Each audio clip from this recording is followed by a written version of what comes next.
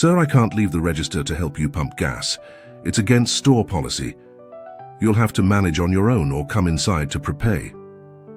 The young clerk's voice was flat, cold, indifferent, as if the weight of years of routine cruelty had dulled any spark of humanity inside him. Thomas Kane leaned heavily on his cane, the old wooden shaft rough beneath his fingers, as the aching in his left leg flared sharply, reminding him how this simple task was a mountain he had to climb every time he needed fuel.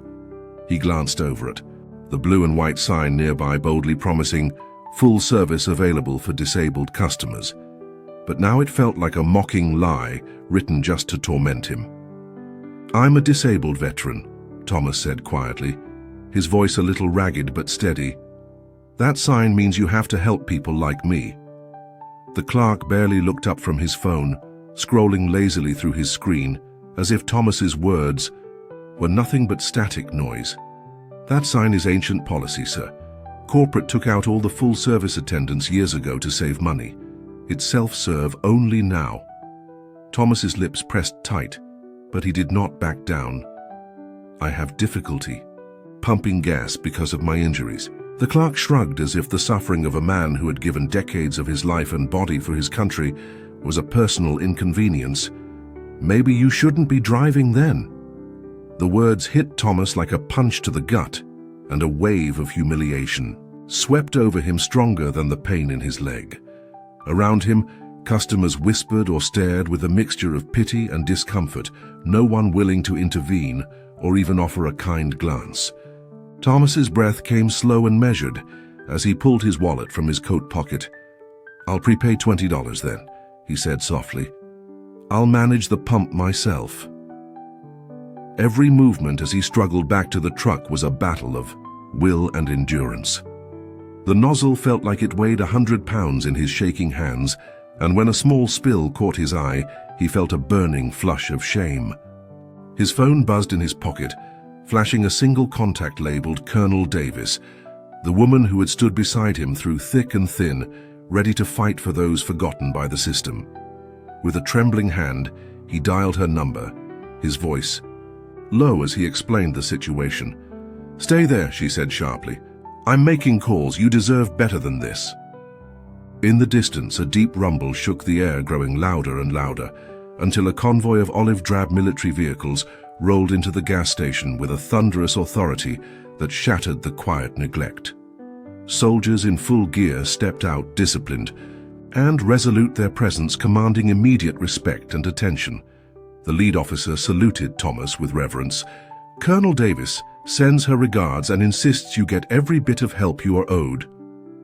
Relief blossomed cautiously in Thomas's chest as the soldiers checked his tires, wiped the grime off his windshield, and one gently took over the pump, relieving him of the painful chore.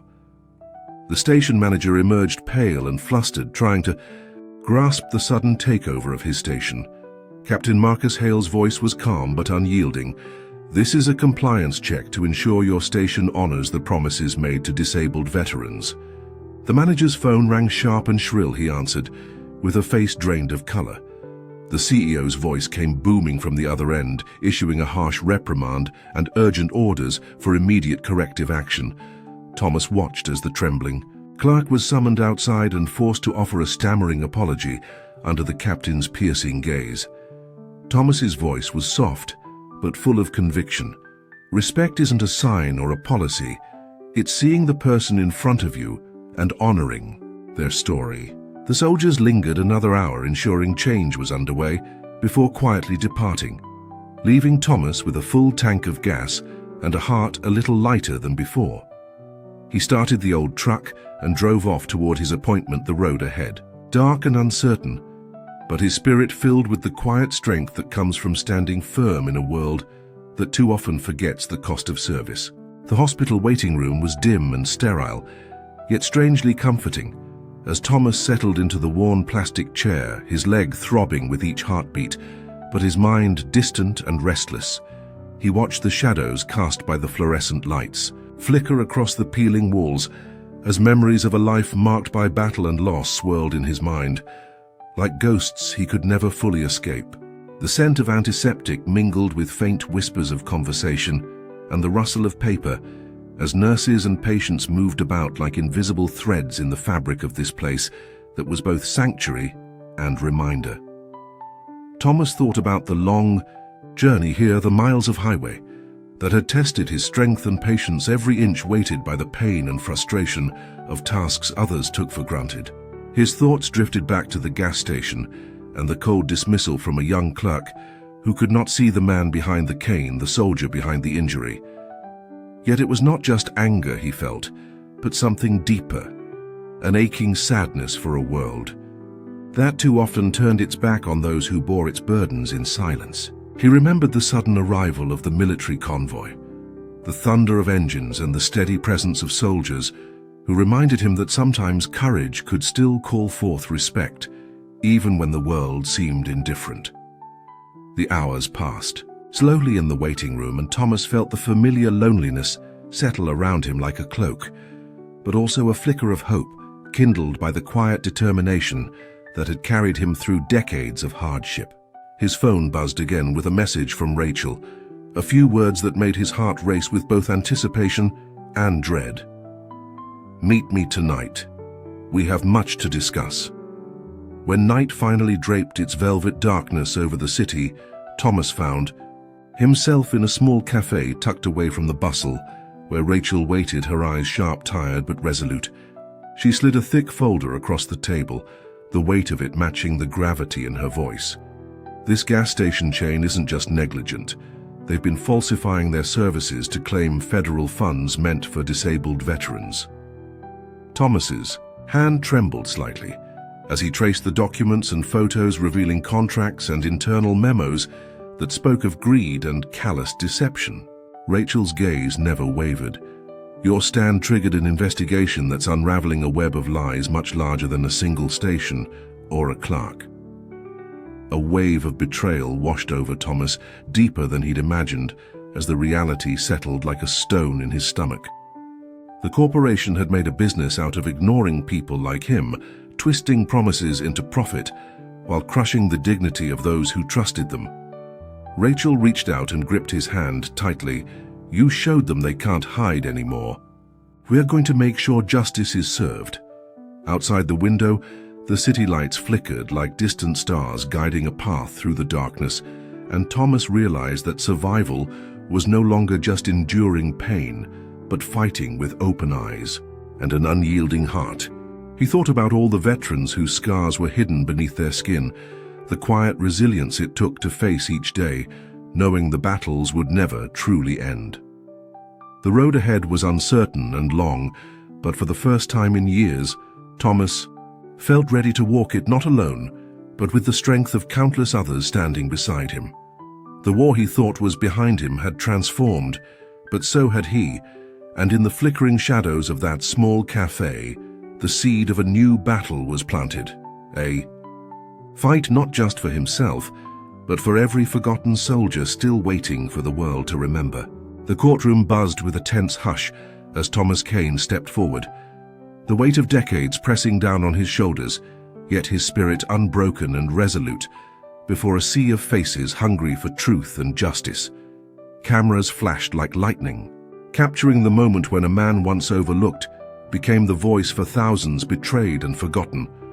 The evidence sprawled across tables was damning, the forged documents, the broken promises, the faces of veterans crushed beneath the greed of a faceless corporation that had turned care into a commodity.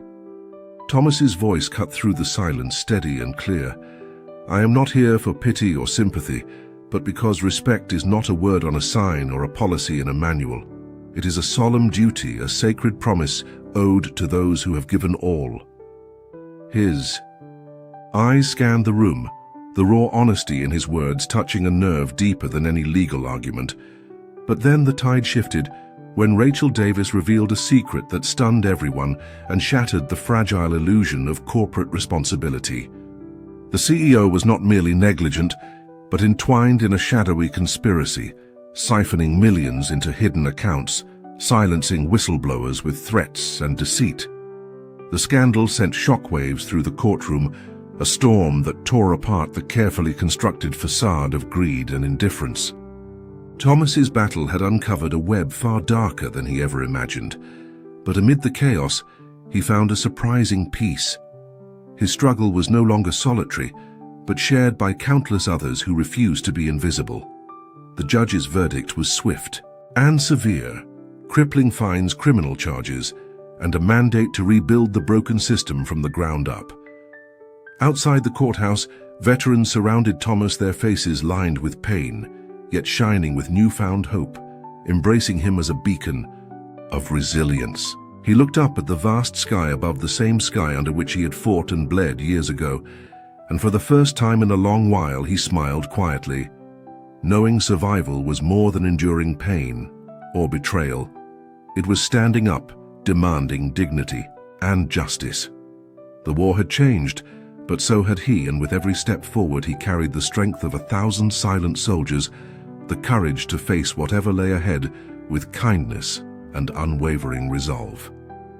The road was still uncertain and fraught with challenges, but Thomas Kane was ready to walk it, with a heart forged by struggle and a soul unbroken, because sometimes a lone soldier with a weary leg and an unyielding spirit could change the course of history and remind the world that true bravery was not just in battle but in standing tall when the world tries to push you down. Thank you for watching this powerful story of courage and dignity. If you believe our veterans deserve full service and full respect, please subscribe to Heartune Stories, like and share to spread awareness, and don't miss the next inspiring story coming soon. Stay strong and keep the faith.